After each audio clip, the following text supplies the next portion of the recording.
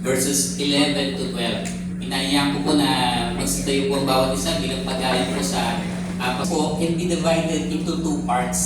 Okay? Yung chapters 1 to 11 ay yan po ay pumapatungkol po kung paano po natin natanggap yung gospel.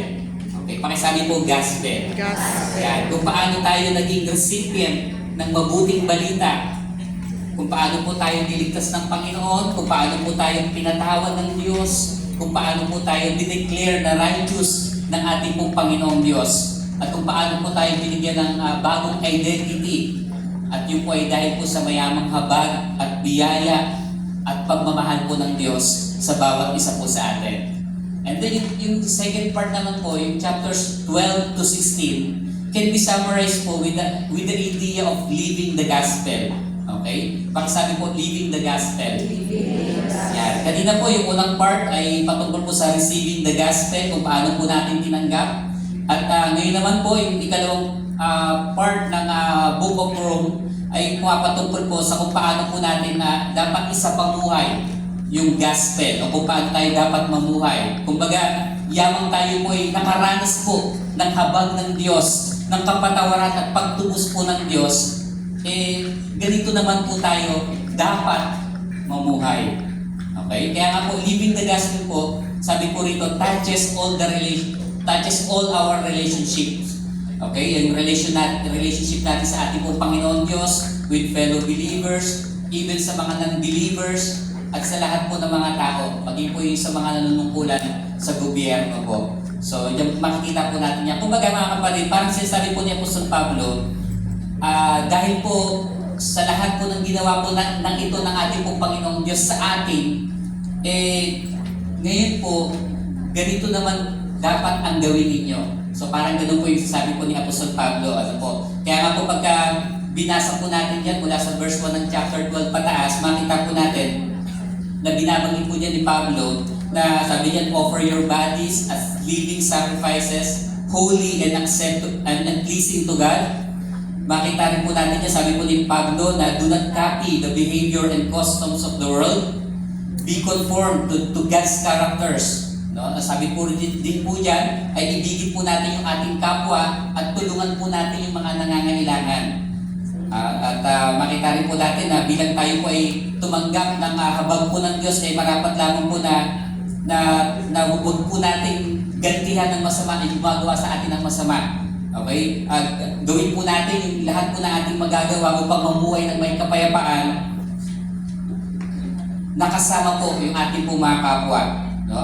Ganun din po pagka binasa po natin, mababasa po natin dyan na sinasabi po na huwag kayong gaganti. Amen po ba? Nabasa niyo po ba yun? Na huwag kayong gaganti, never take revenge. Love and do good to your enemies. Sabi po dyan.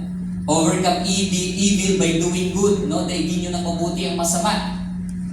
Binabanggit din po ni Pablo po doon. At sinasabi rin po niya na magpasakop kayo sa mga authority. Sa gobyerno magpasakop kayo. At marami pa pong iba na binabanggit po si Apostol Pablo po dyan. At isa po sa binanggit po ni Pablo po dyan, at yun po ang ating pong aralin po sa oras po na ito, yung binanggit po niya kanina sa ating pong verse na binasa kanina. Sa huling bahagi po ng verse 12, sabi po doon, yung salitang palagi manalangin. Okay? Kapag sabi ni Pablo, yan tayo po ay kinahabagan ng Diyos, naranasan po natin na tayo po ay patawarin, iligtas po ng Panginoon, marapat lang bilang mananampalataya, ang isa po sa ating pong kailangang gawin ay yung tayo po ay palagi nananalangin. Amen po ba? Okay. Sa ibang salin po, sa King James Version po, ang ginamit pong salita ay continuing instant in prayer. Sa ESV naman po, ang ginamit po ng mga salita, be constant in prayer. Sa Good News Translation naman po, ang sabi po dyan ay pray at all times. Sa NIV version, sa NIV naman po, sabi po dyan, be faithful in prayer. So yun po yung mga salita po na ginamit sa iba't iba pong mga translation po na aking pong nabinasa po. At sa oras po na ito mga kapatid, sa ating pong pagpapatuloy sa pag-aaral po sa salita po ng Panginoon, hayaan niyo pong sagutin po natin yung tanong na how to keep the fire burning in our prayer. Ano po, sapagkat ang ating pong topic ay keep the fire burning in prayer. So paano nga, no, ano po yung gagawin po natin Kasi nga, gaya po ng binigit ko po sa inyo kanina, hindi pwedeng wala po tayong gawin. Okay? So, how to keep the fire burning in our prayer? So, yun po ang tanong na ating pong sasagutin sa pag-aaral po natin ng salita po ng Diyos sa oras po na ito. Number 1 po, we should pray to God frequently. Pakisabi po, frequently. Yan. Pakitapik po yung katabi niyo po, sabihin niyo, dalas-dalasan mo naman ang manalangin. Okay? Dalas-dalasan mo naman ang manalangin. Dalas-dalasan mo naman na kausapin si Lord. Yan. Kasi po kung once a week lamang po, kung once a month lang, o once a year lang, wala pong mangyayari. Tama po ba? Pagka ganun po tayo manalangin, wala pong, kumbaga mawawala po talaga yung ningas, yung apoy sa ating pong pananalangin. But when you pray often, when you pray constantly, lagi mo siyang kinakausap, pinapakinggan mo siya, lagi kang nagdadasal sa ating pong Panginoong Diyos, the more you constantly and frequently talk to God, the more deeper daw the conversation becomes. Okay? Para po sa mag-asawa, ano po, pag kayo mag-asawa daw po lagi pong nag-uusap, di ba mas gumaganda po, nagiging healthy yung kanila pong relationship sa isa't isa. Tama po ba, kapatid? Diba? So, ganun po kahalaga. Ano po, pero pag kayo mag-asawa ay bihira po mag-usap, magkakaroon ng mga problema, at hindi magiging maganda, hindi po magiging healthy yung kanila pong relasyon sa isa't isa. Kaya mahalaga po yung pag-uusap palagi, frequently. So, ganun din po sa ating pong Panginoong Diyos, kaya to pray to God frequently po, it means to be in constant conversation with God. Yung bang moment by moment, minute by minute, hour by hour, ay kinakausap po natin ang ating pong Panginoon. Lord, pwede naman pong parking space. Kahit yung mga ganun simpleng pong pag-uusap, Lord, pwede naman pong parking space. Lord, salamat po sa sunset.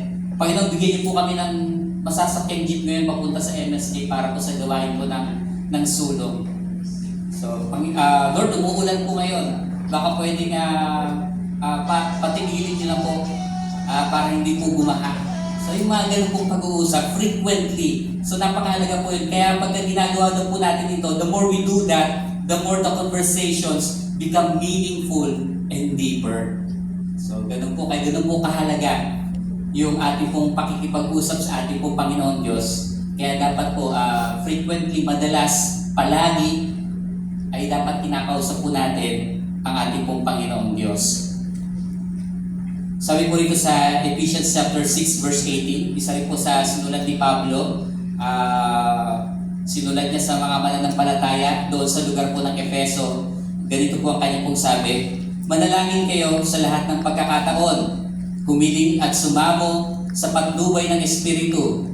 Lagi kayong maging handa at patuloy na ipanalangin ang lahat ng hinirang ng Diyos. So si Pablo rin po ang sumulat niyan, kagaya po ng aklat ng Roma, yung ating pong binasa po kanina, si Pablo rin po ang sumulat po niyan. So ibig sabihin para talagang kung titingnan po natin bilang mananampalataya po talaga, mapasalugar ka man ng Roma, mapasalugar ka man ng Efeso, ng Thessalonica, maging mapasalugar ka man nandito sa Bulacan, at sa lugar ka man na mananampalataya, pinag-uutos talaga ng Bible na tayo po ay manalangin palagi. Sabi nga po sa isang quotation dati na nabasa ko po, prayer is like an oxygen that fills our lungs. So ganun po kahalaga. Kung paano po mahalaga yung oxygen sa ating pong katawan. At palagi naman po tayo humihinga, tama po ba? Meron po ba rito? Kumbaga, bihira lang huminga. Ano po? Kumbaga, kung gaano kahalaga yung oxygen sa ating pong katawan, ganun din daw po yung prayer sa ating pong buhay spiritual, ay ganun din daw po kahalaga. Kaya mahalaga na patuloy po tayo na nananalangin sa ating pong Panginoon. Sabi po niya sa verse po na yan, manalangin kayo sa lahat ng pagkakataon. Okay? Sa lahat ng pagkakataon. Hindi sa panahon na naroon lang tayo sa panahon ng pangangailangan. Okay? Minsan may problema po sa atin, lumalapit tayo sa Panginoon, nananalangin lang tayo kapag minsan may problema. Kapag nawalan ka ng trabaho, saka ka lalapit sa Diyos. Kapag nagkaroon ka ng sakit, saka ka lang lalapit sa Diyos. kapag nalugi yung business, saka ka lang lalapit po sa Diyos. Hindi po dapat gano'n. Ano po. Kaya po minsan daw po, yung prayer daw po ay parang isang bagay na nakadikit po sa pader na nababalutan daw po ng glass at meron daw pong nakasulat na break in case of emergency.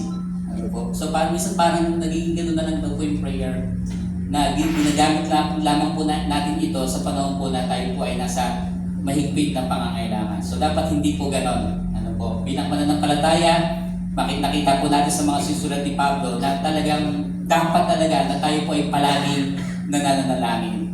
Okay, ganun din po si Jesus na pagka binasa po natin yung kanya pong mga turo at aral, yung kanya pong mga turo sa alagad, lagi niya pong binibilinan na sila po ay manalangin lagi. Kung paano siya mismo ang ating pong Panginoong Jesus, pagka inaral po natin yung buhay po ni Jesus, eh talaga makita po natin na madalas sa buhay po ng ating Panginoong Jesus, makita po natin siya po ay laging nananalangin. Okay? Lagi po siya nag-pray, lagi po siya nagpupunta doon sa mga lugar na tahimik, nananalangin, nag-pray po siya. Mag-isa kanya pong ministeryo, bago niya umpisahan yung kanya pong ministry, nag-pray po siya. No, kahit nandun po siya, nakapako na po siya sa krus ng Kalbaryo, pero andun pa rin yung kanya pong puso sa pananalangin. Ano po?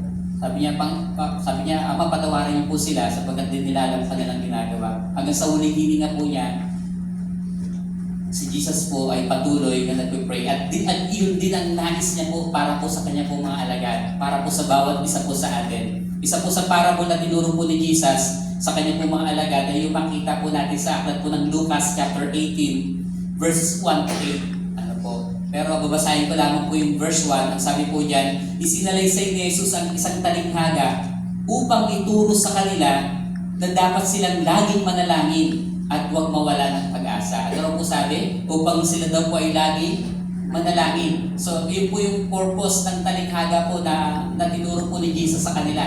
Ito po yung parable of the persistent widow. No, yung balo at saka yung masamang bubong sa kwento, yan makikita po natin yan sa verses 1 to 8. Kumbaga meron isang balo na lumalapit sa hukom araw-araw sa judge at hinihingi yung katarungan sa kanya pong usapin. Sabi po rin sa mga talata po na iyan, sa mahabang panahon ay hindi po siya pinansin ng judge. No, pero kinalaunan, siguro dahil nakulitan na yata itong judge po na ito, dahil sa paulit-ulit na pagsusumamo ng balo po na ito ay ibinigay po ng judge yung kanya pong hinihingi. Kumbaga, isa po sa tinuturo po ni Jesus dito na kung itong ang masamang hukom na ito nagawa niya pong ibigay yung katarungan o yung hinihingi po ng babaeng balo, eh how much more yung ating pong Panginoon Diyos na napakabuti.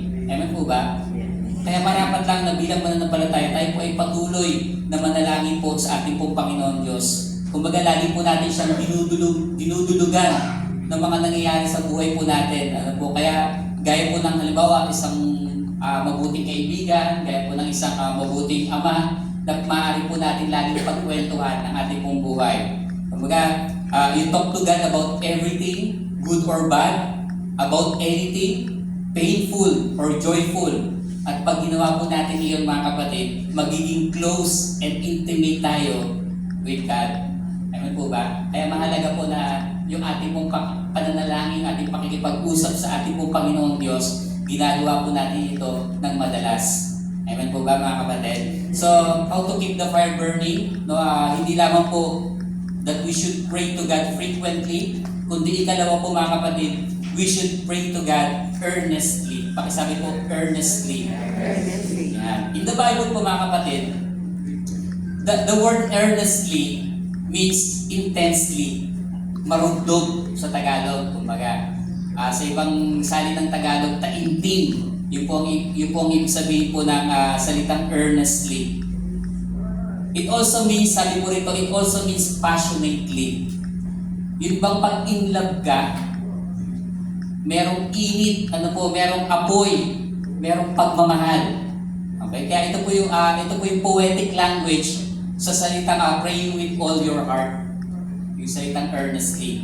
Praying with all your heart. No, halimbawa, sasabi natin, Lord, alam mo naman di ko kaya nang wala ka. Lord, alam mo namang na hindi ko kaya to kung hindi mo ko tutulungan. No, it's like we cannot lead the day without a conversation with the one we love. So yun po yun, ano po. At dito po, para suportahan yung ating pong, yung aking pong binabanggit, sabi po sa 1 Thessalonians chapter 3 verse 10, sabi po rito ni Apostol Pablo sa mga taga-Thessalonica, sabi niya po, night and day we pray most earnestly that we may see you again and supply what is lacking in your faith. No, ganyan po manalangin po si Apostol Pablo. Kumbaga hindi niya lamang po ito tinuturo, kundi siya mismo ay ginagawa niya, ina-apply po niya yung ganitong klase po ng panalangin na siya po pagka nag-pray, sabi po niya earnestly. Actually, kung mapapansin po natin, ano po, by the way sa Tagalog po, sabi po rito, mataintim namin idinadalangin araw-gabi na kayo'y muli namin makita at mapunuan ang anumang kakulangan sa inyong pananampalataya. No, sa talata po ito, actually makita po natin pasok na yung dalawang punto kanina, dalawang points kanina na aking pong binanggit. Yung kanina po yung frequently, kasi sabi po dyan araw-gabi, night and day, sabi po dyan ni Pablo. At yung ikalawang punto natin ngayon na praying earnestly. Kasi sabi po dyan, taintim namin idinadalangin. So ganun po mag-pray si Apostol Pablo, maging yung mga kasamahan niya po mga mananampalataya para doon po sa mga mananampalataya sa lugar po ng Thessalonica. So earnestly. Kumusta po yung ating pong panalangin mga kapatid? Earnestly po ba, marugtog po ba yung ating pong pananalangin sa ating pong Panginoong Diyos? Sa Old Testament, marami pong mga mananampalataya na makita po natin, nag-pray po sila earnestly. No, pero ang bibigay ko lang pong halimbawa ay itong si Anna. Okay, sa first Samuel chapter 1 verse 10. Sabi po diyan, buong pait na lumuluha si Anna at taimtim na nanalangin kay Yahweh. No, kasi yung sitwasyon niya mabigat, ano po, sapagkat siya po ay isang baog at sa panahon po nila pagka wala kang anak talaga kumbaga kahiya-hiya ka. Ano po, kaya nga po pagka binasa po natin yung story, nung sinagot po siya ng Diyos, sabi po diyan yung next chapter po, binanggit po ni Ana yung prayer niya sa Diyos. At ipinagpapasalamat niya sa Diyos. Ang sabi niya, salamat Panginoon sapagkat iniligtas mo ako sa lubos na kahihiyan. Kasi nga wala po siyang anak. At pangalawa, kinukutya siya ng kanya pong karibal na si Penina. Dahil nga po, si Penina may anak, siya wala. So ganun po yung naging sitwasyon po ni Ana, naging malungkot po siya ng gusto at iniiyak niya po yun sa ating pong Panginoon. Inilapit niya sa Panginoon at nag-pray po siya ng earnestly. Taimtim po siya na nanalangin sa ating pong Panginoon. Bagamat yan po ay personal prayer po ni Ana. Ano po, pero dahil ito pong gawain po natin, no, ito po ay intercession na kumbaga tayo po ay mag-pray tayo mamaya para nga sa ating bayan, sa ating pong kapwa, sa ating pong iglesia. Yun po yung intercession Ito po yung klase po ng prayer na kumbaga namamagitan ka para sa iba. Pag sinabi pong intercession, a prayer or petition in favor of someone else. Yan po ang ibig sabihin po ng intercession. A prayer or petition in favor of someone else. Kumbaga, nananalangin ka sa Diyos hindi para sa sarili mo, kundi para sa iba. Diba? Madali mag-pray na para sa ating sarili, no? Pero it's another thing po na mag-pray po tayo para po sa iba. Humingi ka ng pabor, humingi ka ng awa sa Diyos, hindi para sa sarili mo, kundi para sa iba. Nakakuha niyo po ba mga kapatid? Halimbawa po yung centurion sa New Testament. So, yung centurion yung lumapit po kay Jesus. At yung centurion po na ito lumapit po kay Jesus. At ang kanyang concern hindi para sa kanyang sarili, kundi para sa kanyang alipin na nagkasakit. Okay? Kumbaga malubha yung sakit ng kanyang pong alipin na maaaring ikamatay po niya ito. Kaya itong centurion, hinanap niya si Jesus, lumapit po siya kay Jesus. At ang kanyang pong pakiusap, pagalingin po yung kanyang pong alipin. Ano pong sabi ni Jesus? sige, pupunta ako. Pupunta ako sa bahay mo at pagagaling ko ang alipin mo. Pero sabi po ng centurion, huwag na Panginoon, hindi ako karapat-dapat na napuntahan pa ninyo. Sabihin nyo lang yung salita. Just say the word, Lord. At gagaling yung alipin ko. At hindi po ng faith, no, ng pananampalataya po ng centurion. At nung oras din po na iyon mismo, pag-uwi niya, gumaling po yung kanya pong alipin. So kaya kung isipin po natin, paano kung hindi lumapit yung centurion? Paano kung hindi nanalangin yung centurion na ito para po sa kanya pong alipin? Malamang namatay na po yung kanya pong alipin. Amen po ba? Kaya mga kapatid, mahalagang, isa po sa mahalagang ministeryo ano po sa ating pong iglesia, yung merong intercession, yung merong namamagitan, yung nagpipray para po sa ating iglesia, para sa ating kapatid, sa ating community, para po sa ating pong bansa. Ganun po yung nagagawa po ng intercession. Another example po mga kapatid, Acts chapter 12 verse 5. Sabi po diyan, so Peter was kept in prison, but the church was earnestly praying to God for him. Okay? Sabi diyan, but the church, sino po yung church? Yung building po ba? O yung tao? Mga tao po ang tinutukoy po dyan kasi hindi naman pwede mag-pray yung building, ano po. Kaya pag nakita po natin na yung salita pong church, hindi yan tumutukoy sa building, sa gusali. Ito po ay tumutukoy sa mga tao na hinugasan ng dugo ng ating pong Panginoong Hesus. Sa mga tao na tinubos ng dugo ng ating pong Panginoong Hesus. Ang sabi po dyan, but the church was earnestly praying to God. Para daw kanino? For him. Para kay Peter. Kumbaga, ang nilalaman po ng kanila pong prayer ay para kay Peter. Lord, iligtas niyo po si Peter.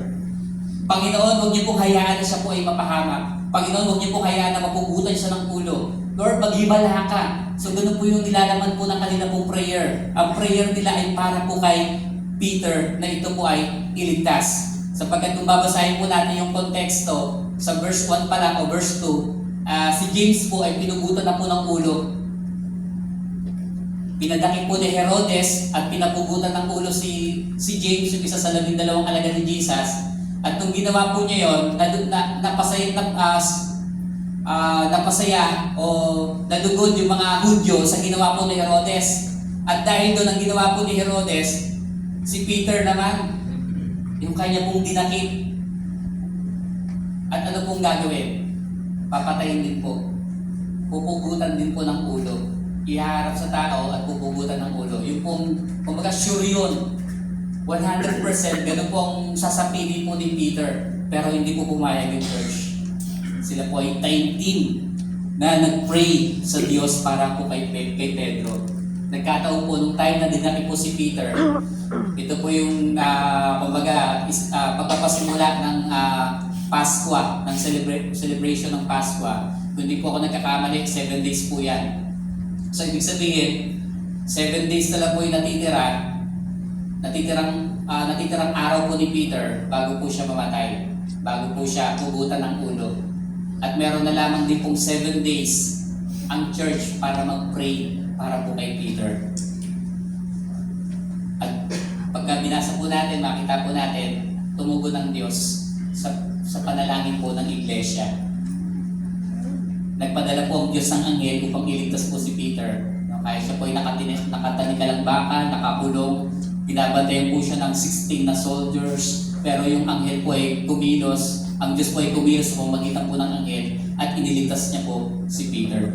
So, kung titignan po natin, no, napakahalaga po talaga ng pananalangin, ng intercession. Napakahalaga po. Kaya salamat po sa Panginoon sapagkat naririto po tayo mga kapatid, ang bawat isa po sa atin. At tayo po ay mananalangin mamaya para po sa ating kapwa, para sa ating iglesia, para sa ating pong bansa. Sabi nga po sa King James Version, Peter therefore was kept in prison, but prayer was made without ceasing. Ang ginamit po ng salita, without ceasing. Sa Lumang Tagalog po, sabi po diyan, datapuan ang iglesia ay maningas na dumalangin sa Diyos para sa Kanya, para kay Pedro. So maningas po, yung prayer po nila maningas, nag-aalab, nag-aapoy. Kumbaga andun po yung heart po nila sa kanila pong pananalangin. Kumbaga hindi po sila titigil hanggat di sinasagot ng Diyos yung kanila pong panalangin. Yung church po, pagka binasa po natin, yung buong chapter 12 po na yon, doon po nag-gather sa bahay po ang pangalan po ay Maria, yung mga kapatiran. At kumbaga tuloy-tuloy yung kanila pong prayer. Ibig sabihin, pagka may umalis doon sa bahay po na yon, meron pong mga bagong mga grupo o bagong batch ng mga mananampalataya na pupunta ron upang manalangin din. At pag umalis sila, may another na naman pong mga grupo na pupunta sa bahay po na yon at doon po sila mananalangin. At ang nilalaman ng kanila pong prayer ay para po kay Pedro na iligtas po siya ng ating pong Panginoong Diyos. At ginawa po iyon ng ating pong Panginoong Diyos. So ganun po kahalaga mga kapatid na tayo po ay nananalangin ng taimtim, ng marugdog. Kaya nga po, sa ating pong pagpapatuloy, sa ating pong pag-aaral, how to keep the fire burning in our prayer. Hindi lamang po we should pray to God frequently at hindi lamang din po that we should pray to God earnestly. Pangatlo po at panghuli, we should pray to God boldly. Okay? We should pray to God boldly. Hayaan niyo pong basahin ko po yung mga talata po sa aklat po ng Hebrews chapter 4 verse 16. Kung hindi po ako nagkakamali, ito po yung naging verse o naging main verse nung last year na sulong. No? Ito po yung ginamit po na talata, Hebrews 4:16. Ang sabi po dyan, let us therefore come boldly to the throne of grace that we may obtain mercy and find grace to help in time of need. Okay, pagka binasa po natin yung konteksto na yan, sinasabi po dyan na meron daw po tayong dakilang punong pari na umakyat doon sa langit, sa harapan po ng Diyos at namamagitan para po sa atin. Sino po siya? Si Jesus, ang ating pong Panginoong Jesucristo. Isa pong ang ministry po ng praise ng pari po, siya po ay namamagitan sa Diyos para sa tao. Yun po ang ministeryo po ng pari ng praise. At si Jesus po, sabi po niya, siya po ang ating pong dakilang pinakapunong pari. At nandun po siya sa kanan ng Diyos Ama at nag-i-intercede para po sa bawat isa po sa atin. Ibig sabihin po rin nung nagsumulat po ng Hebreo na parang sinasabi niya, dahil si Jesus mismo ang naroon sa kanan ng Ama at siya'y namamagitan sa atin, lumapit po tayo sa Kanya ng merong confidence, na merong kumpiyansa, ng buong tapang. Kaya nga sa Tagalog po, sabi huwag tayong mag-atubiling lumapit sa trono ng Kanya pong biyaya. Bakit? Kasi doon mismo si Jesus. Kumbaga yung namamagitan sa Diyos para po sa atin, hindi po yung kapwa nating tao, hindi po yung mga anghel, hindi po ang namamagitan sa Diyos para po sa atin, walang iba kundi ang ating pong Panginoong Jesucristo. Kaya marapat lamang mga kapatid na tayo po ay lumapit sa Kanya, na malakas po yung ating loob sapagkat alam po natin si Jesus mismo ay namamagitan para sa atin. To be bold here mga kapatid, the boldness here does not mean to tell God what to do or to demand from God. Tandaan po natin, we cannot demand from God. Amen po ba? Hindi natin siya pwedeng utusan. Bakit po? Kasi Diyos siya eh. Hindi natin pwedeng gawin yon kasi siya po yung creator at tayo po ay creations lamang. Okay? So we submit to Him, we respect Him, we revere Him. Kaya to pray boldly means to pray with confidence that God can do what He can. That God can do what He wants. Yeah, that's boldness. Parang sinasabi mo na, Lord, please act according to what you want. Lord, please do according to what you want. So, ibig sabihin din ito na tayo po ay lumapit sa Diyos ng may kapayapaan dahil alam po natin na titigil po tayo ng Diyos sa ating pong mga panalangin. Naniwala po ba kayo na ang Diyos po natin ay tumutugon sa ating pong panalangin? So, yung mga ganong katotohanan po, maaari po natin panghawakan upang tayo po ay magkaroon ng lakas ng loob upang lumapit po sa Kanya. Kumbaga, sasabi po natin, Lord, ang gulo-gulo naman. Pero when you have confidence, we have boldness and strength. Lord, kahit na anong mangyari, whether good or bad, you know better. Lord, your plans are better. Your ways are higher. And I trust you, Lord. Hindi ko alam ang mangyayari bukas. I don't know the future, but I know who holds the future. Amen po ba, mga kapatid?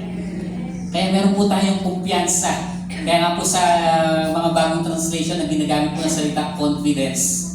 No, lumapit po tayo ng may kumpiyansa sa ating pong Panginoon Diyos sapagkat alam po natin, didinggin niya yung ating pong mga panalangin sapagkat alam po natin na ang Diyos po na ating pong nilalapitan ay Diyos na makapangyarihan sa lahat. Amen po ba?